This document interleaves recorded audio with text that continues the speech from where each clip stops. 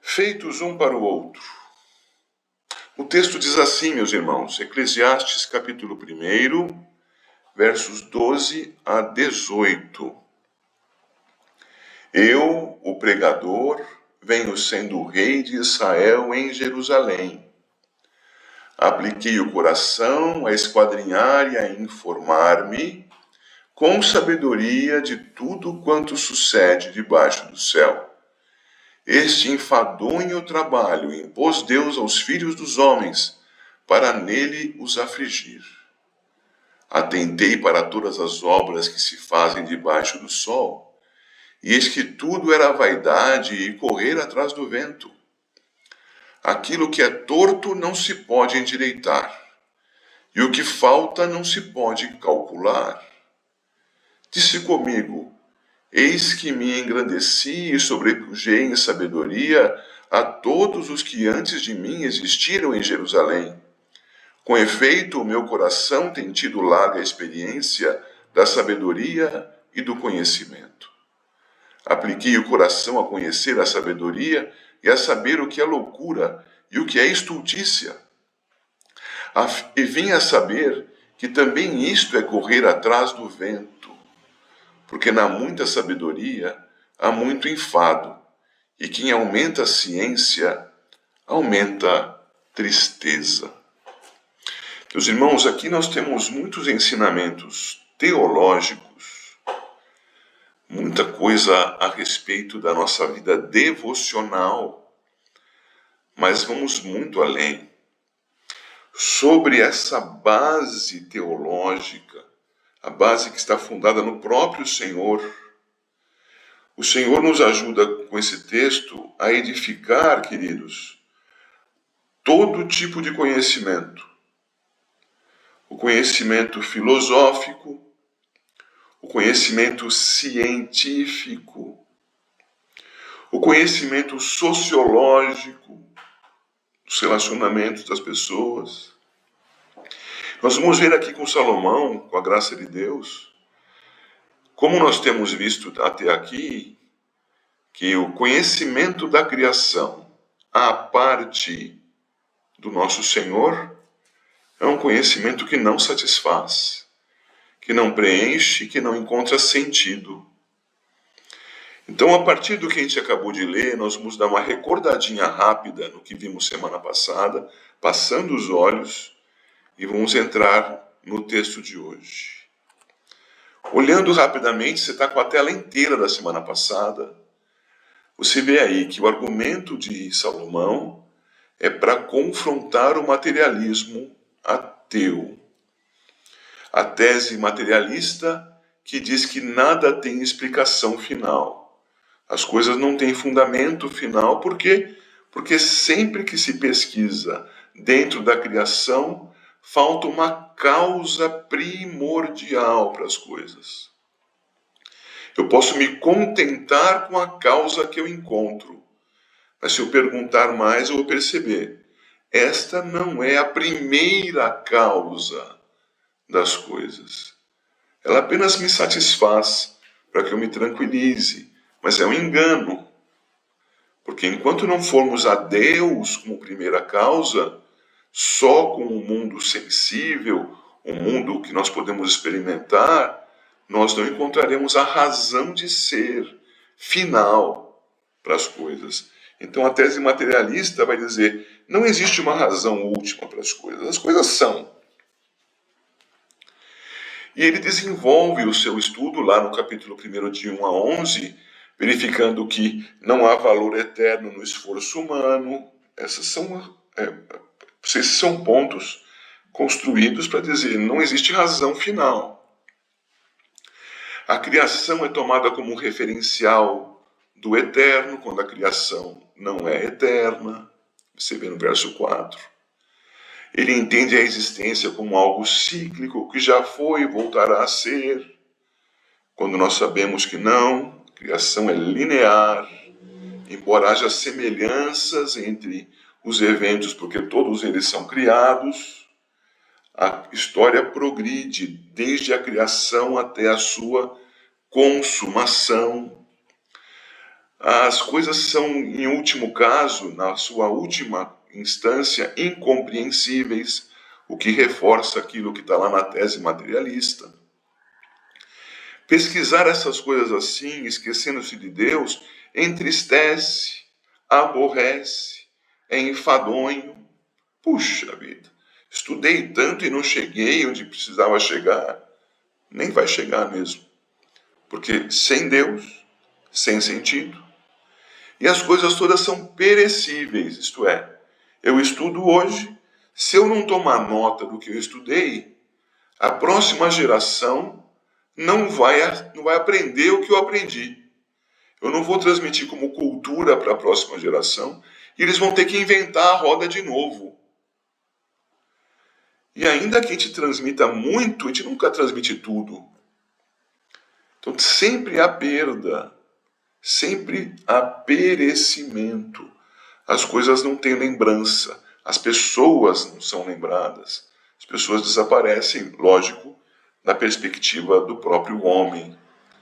Então, a gente concluiu na semana passada que o pregador expõe a miséria da vida materialista. Bem, eu tive que recordar isso com você, porque os versículos 12 a 18 são uma continuação desse mesmo argumento.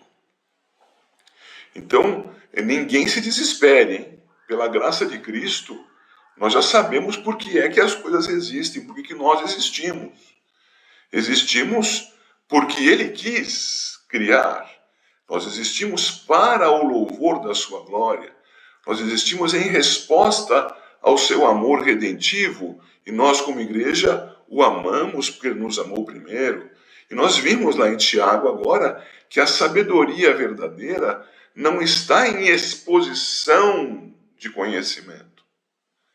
A sabedoria verdadeira está em administrar isso com a verdade para a glória de Deus em favor da paz, que eu repito, é um objetivo a ser buscado, mas que não significa que será alcançado, porque os incrédulos, em regra, não quererão a paz, não quererão a verdade.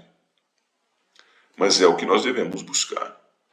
Então, tendo visto isso, e ligando isso com Tiago inicialmente, vamos passar adiante para os versos 12 a 18, meus queridos. O verso 12. Eu, o pregador, venho sendo o rei de Israel em Jerusalém. Lá na nossa introdução, nós discutimos a autoria do livro, talvez vocês se lembrem. Quando discutimos a autoria, vimos que alguns pensam que o livro foi escrito depois da volta do exílio babilônico. E alguns se utilizam até desse texto aqui para falar que a tradução venho sendo uma tradução ruim, quando na verdade ela é boa a tradução. Venho sendo quer dizer fui, sou e tenho a perspectiva de continuar sendo. Venho sendo tem uma ideia de continuidade. Então este que escreve havia sido rei ontem, era rei enquanto escrevia e quando publicava tinha também essa perspectiva de estar ainda no trono, venho sendo. Continuidade. E há algo aqui muito importante a ser observado para colocar isso de fato na pena de Salomão. Digo, no escrito de Salomão. Veja, eu, o pregador, quer dizer, aquele que fala para a Assembleia, venho sendo um rei de Israel. Ora, Israel também existiu depois da divisão do reino. Quando o reino de Israel como um todo, 12 tribos, foi dividido com 10 ao norte e 2 ao sul, o reino do norte continuou chamando Israel e ao sul passou a se chamar Judá. Contudo, a capital do reino do norte não era Jerusalém. Então, embora o nome do reino do norte fosse Israel, não tinha em Jerusalém a sua capital. E nesse verso, que nós vemos? Que ele é rei em Israel, rei de Israel, em Jerusalém. Então isso obriga a ser algo anterior à divisão do reino. E o reino foi dividido no primeiro rei depois de Salomão. Então alguém tão sábio assim, que se apresenta como rei de Israel em Jerusalém, não pode ser outro. Então, o pregador Salomão continua o seu primeiro argumento, que desenvolveu até o versículo 11, demonstrando que ele é rei de um reino único, não dividido, que inclui as 12 tribos. Isso deve tranquilizar o nosso coração quanto à autoria do livro. Bem, mas isso é só a introdução para hoje. O que nos importa mais vem agora. O tema que eu assumi para o estudo de hoje está aí no número 5. Feitos um para o outro, mas... Vejam, queridos, quando nós vamos lá para Gênesis, no capítulo 3, e fica à vontade aí em casa para abrir lá em Gênesis 3, e é bom sempre a gente ter o texto diante dos olhos para a gente se recordar dos detalhes.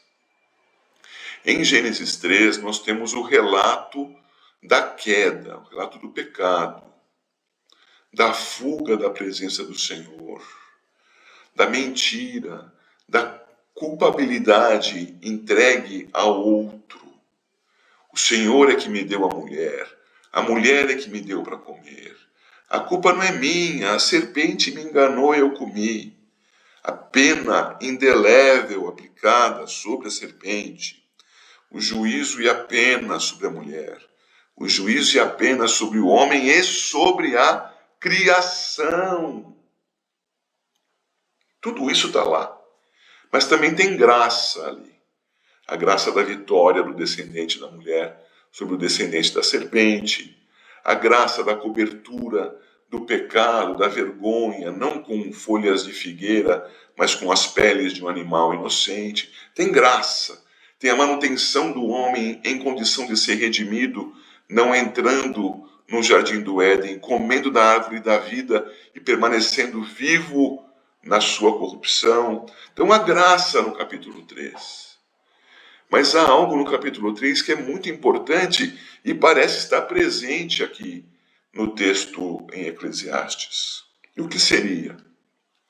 O homem pretendeu conhecer além do que Deus lhe deu para conhecer. Ora, quando Deus criou o homem e criou o mundo todo, homem e o mundo, tudo criado por Deus, ele fez o mundo passível de ser conhecido pelo homem. Então o homem olha para o mundo e com seus olhos enxerga a luz que existe no mundo. Pense comigo, se nós tivéssemos olhos que enxergassem outro tipo de radiação ou de partícula, como querem dizer os físicos, outro tipo que não fosse essa luz que nós enxergamos, seria a mesma coisa que nós sermos cegos. Imagine que nossa capacidade auditiva fosse para uma frequência que não está presente no mundo. Nós não ouviríamos nada, mesmo podendo ouvir. Imagine que nós tivéssemos um olfato, um paladar, um tato, que nos impedissem de ter sensações nesse mundo como ele é. Não. Deus fez o mundo e fez a nós, imagem e semelhança dele, aptos a conhecermos o mundo. Isso antes de haver pecado. Essa é a nossa condição, feitos um para o outro. O mundo apto a ser conhecido. O homem apto a conhecer o mundo. Caminhamos juntos até aqui? Mas isso era insuficiente para o homem. O homem queria saber mais, queria discernir mais, como se já não tivesse o suficiente, porque Deus havia lhe dado isso. O que acontece então? Acontece o pecado em Gênesis 3, e com o pecado acontece algo que foi negado por um grande filósofo e teólogo no século XIII, um tal de Tomás. O Tomás que estudava na cidade de Aquino, e por isso era Tomás de Aquino. E o Tomás de Aquino, meus queridos, estudando Aristóteles e estudando teologia, tentou fazer uma compatibilização de tudo. Por favor, não se distraia agora, isso aqui é rápido e você vai entender tranquilamente, porque é simples. O que Tomás de Aquino disse? Ele disse que com o pecado, o homem inteiro caiu, menos a sua mente. De modo que o homem, com a sua mente, ainda é capaz de compreender a Deus. A frase típica é: o homem é capaz de Deus. Por isso o homem pode se empenhar, pode se concentrar, pode estudar e a partir de si mesmo alcançar o estado de graça, um estado superior, que é o estado de Deus, mesmo vivendo aqui nesse estado chamado estado de natureza. Então, Tomás de Aquino divide o mundo em dois estados, o de natureza e o de graça, sendo o homem capaz de ascender do estado de natureza para o estado de graça. O que nós, cristãos reformados, vemos nas Escrituras não é isso. Nós vemos que o homem caiu em tudo quando pecou. De modo que a capacidade que o homem tinha, feito para conhecer a criação feita para ser conhecida pelo homem, agora se tornou algo inalcançável. O homem estuda e não encontra o sentido final das coisas. Mas não é isso que a gente está vendo com Salomão em Eclesiastes? Estuda e não sabe. Não sabe porque rejeita a Deus. Rejeita o fundamento da existência. E ao fazer isso, queridos, tem um mas na frase do número 5. Feito um para o outro, mas limitado por rejeitar a Deus. Diante disso, é que nós temos os versículos 13 e 14 do nosso texto de hoje. Veja lá comigo mais uma vez o 13 e o 14. Apliquei o coração a esquadrinhar e a informar-me com sabedoria de tudo quanto sucede debaixo do céu. Este enfadonho trabalho impôs Deus aos filhos dos homens para nele os afligir. Atentei para todas as obras que se fazem debaixo do sol, e eis que tudo era vaidade e correr atrás do vento. O que eu quero enfatizar aqui? Primeiro, que o sábio, mesmo este sábio que rejeita a Deus, o sábio que detém muito conhecimento e que procura relacionar esse conhecimento, de modo que nessas relações apresenta sabedoria, mas como nós vimos em Tiago, humana, carnal e diabólica. Essa sabedoria permite que o homem esquadrinhe o mundo sensível. Estamos caminhando juntos? Estou falando de maneira compreensível, queridos? O homem esquadrinha o mundo sensível.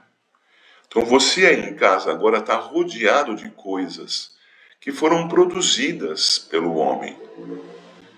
O seu agasalho, os seus óculos, a cadeira que você senta, os utensílios eletrônicos que nós estamos usando para nos comunicar agora. Nossa, o homem conhece tudo. Conhece. O homem conhece muito, sabe como dominar muito da natureza, da criação, do mundo sensível, mas, rejeitando o Criador, chega ao limite da sua vida de modo enfadonho, triste, sem se satisfazer com o que tem. Então, a atividade do sábio após a queda é pesquisar. E é claro que nós vamos ter na criação, e dentre os humanos, aqueles que não esquadrinham nada, né? Aqueles que somente vivem, são vegetais, embora se movam, falem, se relacionem, mas não pensam em nada, são alienados.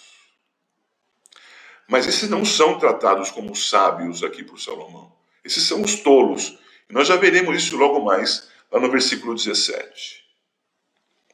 Os sábios vão esquadrinhar, vão estudar, vão querer entender. E sem Deus, vão ficar só na vontade. Esquadrinham e não aprendem. O versículo 14 e o versículo 13 vão trazer essas duas expressões que estão aí na letrinha I, desse primeiro em romano pequeno. Veja lá. Coloquei informar-me com sabedoria de tudo quanto sucede. E no 14, atentei para todas as obras. Olha só. O que é tudo o que sucede? Tudo o que sucede é a realidade. Todas as obras, se são as de Deus, é a realidade que nós sentimos. Se são as nossas, é o nosso comportamento, com a filosofia, com a ciência, com os estudos das relações humanas. Então ele se empenha para estudar tudo. E onde ele chega? Lembra que nós discutimos o que significa a vaidade aqui? Você se lembra? Sem amparo, sem suporte, misterioso. Tudo isso é vão. Então, o grande sábio Salomão, colocando-se na posição do incrédulo, ao estudar tudo o que existe, encontra que as coisas não têm sentido. É tudo vão.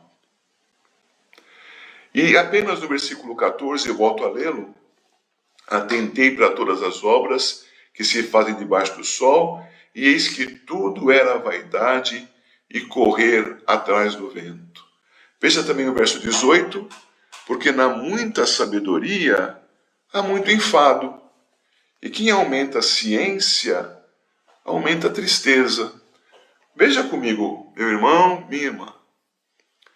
O apóstolo Paulo, quando fala de fé, esperança e amor, em 1 Coríntios 13, ele fala de nós conhecermos ao Senhor naquele dia em que ele vier nos buscar, tal como somos conhecidos.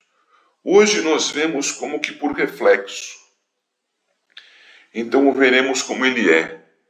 É evidente que ele quer dizer aí que nós saberemos tudo o que pode ser sabido a respeito de Deus por nós, que mesmo estando glorificados, ainda seremos limitados diante de Deus.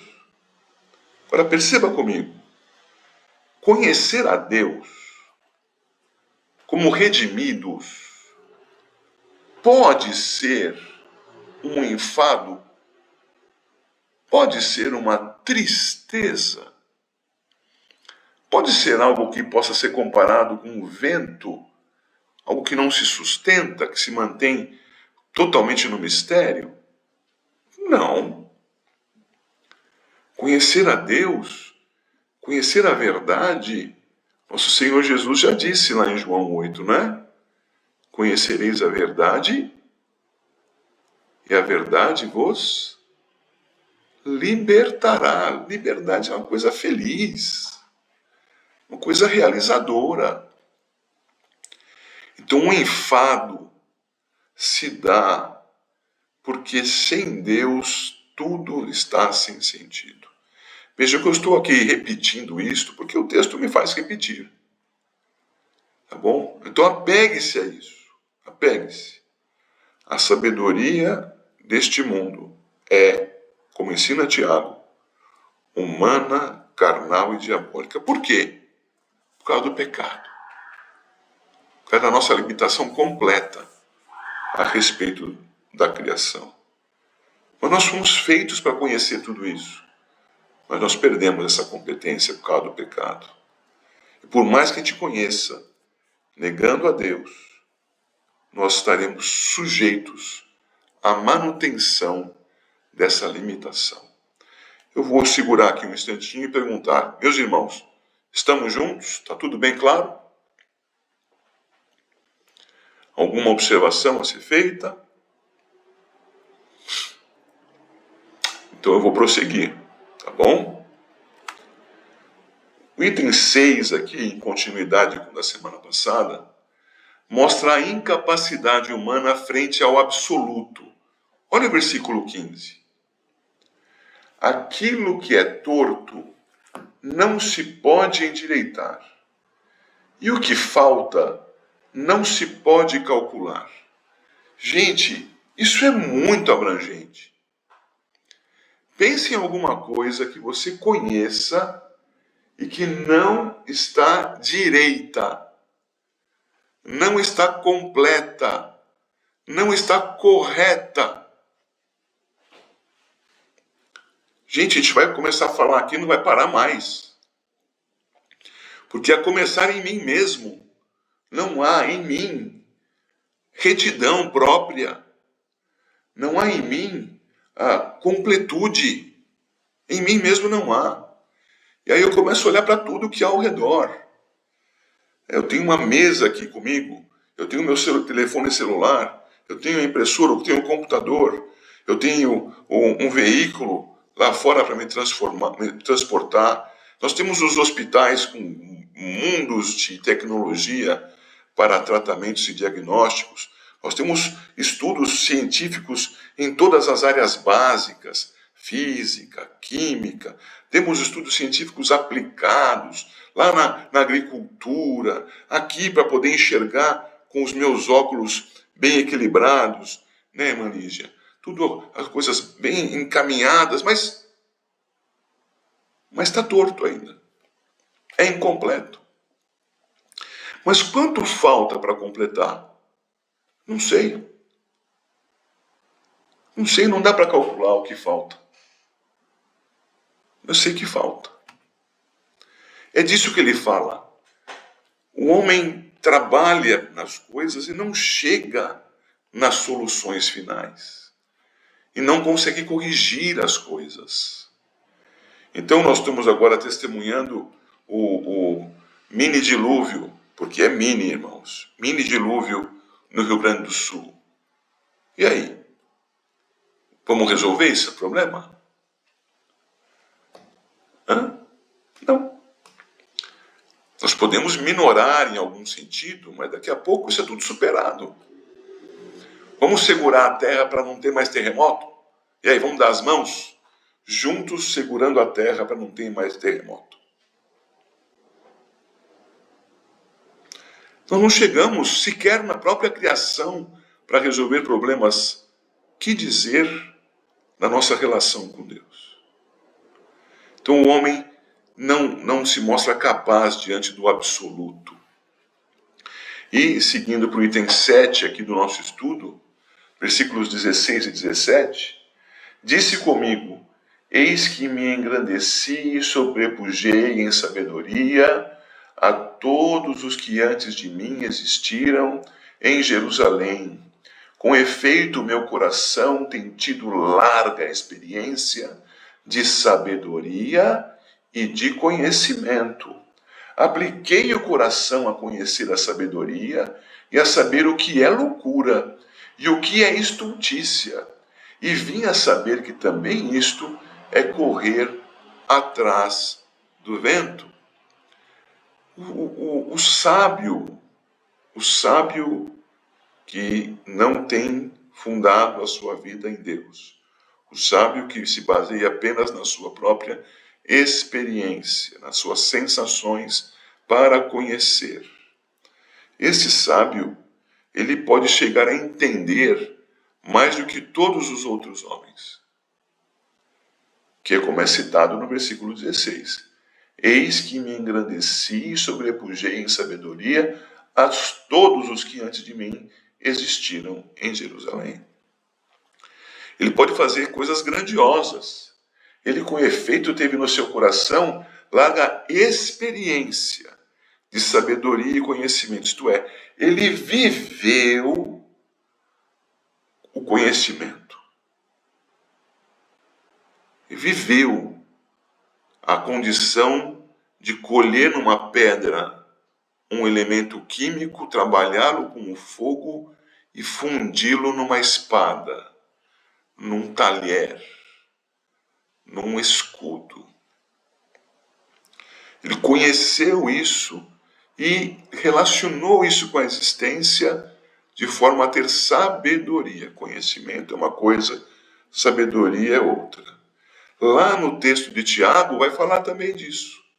Nas palavras gregas, da episteme, do conhecer, e da sofia, da sabedoria. Está lá em Tiago. Tem condição de conhecer muito, mas como é que vai viver com tudo isso? De maneira humana, carnal e diabólica, sem domínio de si mesmo. E como é que eu sei que isso está verdade aqui no texto de Eclesiastes? Porque ele, mesmo sabendo tanto, verso 17, ele vai fazer diferença entre as pessoas, vai dividir as pessoas. 17, apliquei o coração a conhecer a sabedoria. Legal. E a saber o que é loucura.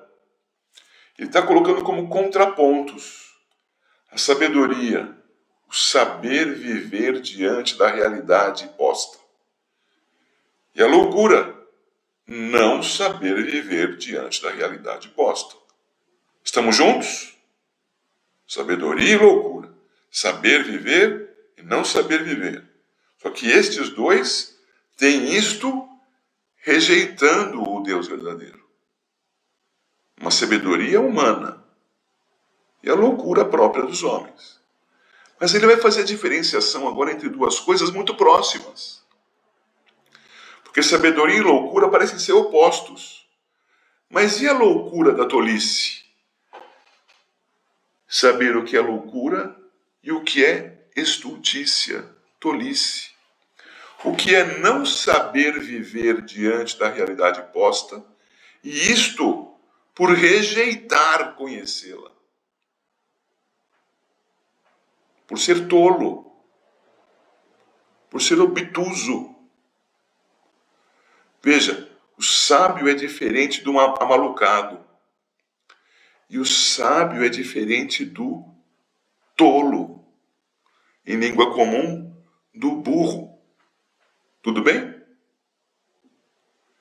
Ele vai diferenciar entre essas pessoas e vai subdiferenciar estes que são os não sábios. E o que ele faz com isso? Ele divide. Ora, o que é a divisão, senão a perda da paz entre as pessoas? A sabedoria que vem do alto é primeiramente pura. E ela, evidentemente fundada na paz, fundada na verdade.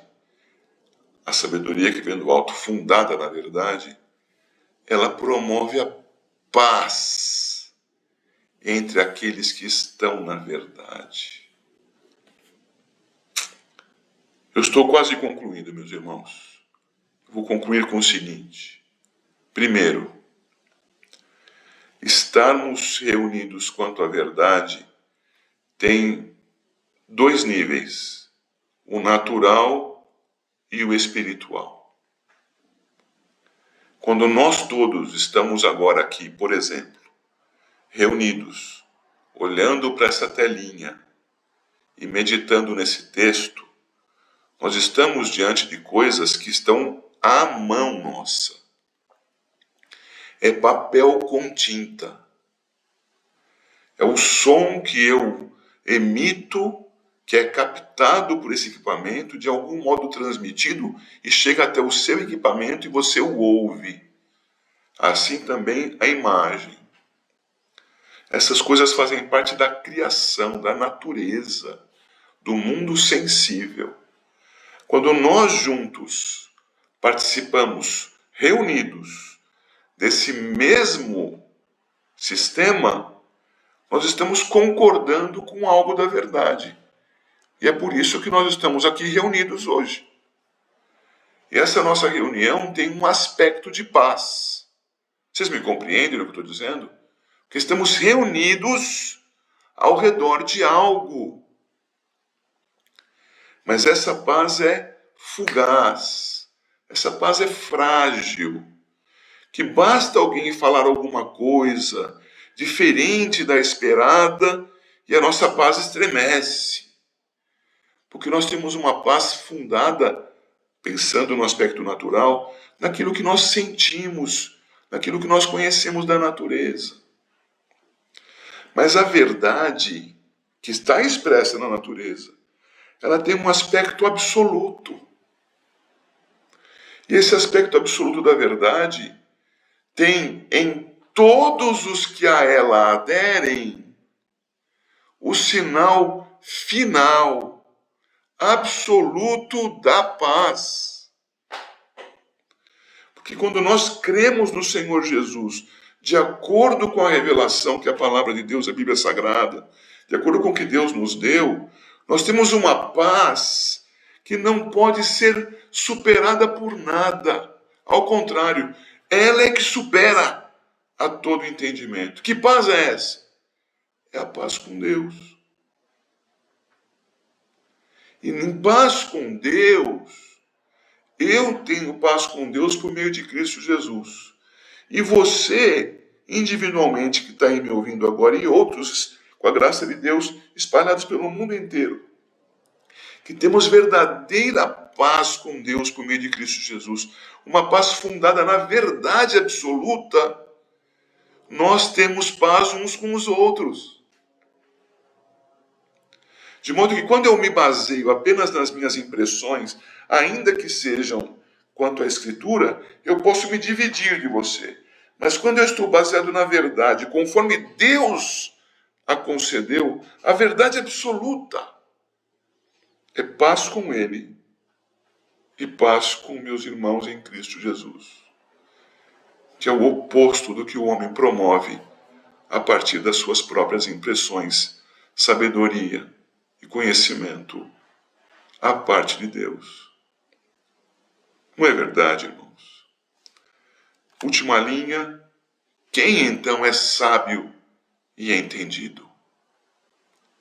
Sábio e entendido, diferente do descrito por Salomão, que está construindo o argumento para mostrar que o materialismo é vão.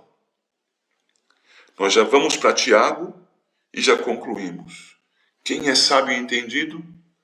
Aquele que, sob a luz do Senhor, conforme a sua revelação, que é a palavra sua, a luz do Senhor é o próprio Deus na pessoa do Espírito, conforme a palavra de Deus, inspirada pelo Espírito, cremos em Deus. Então nossa mente é descortinada para que nós conheçamos a verdade, sejamos por ela libertos e tenhamos paz com Ele e entre nós.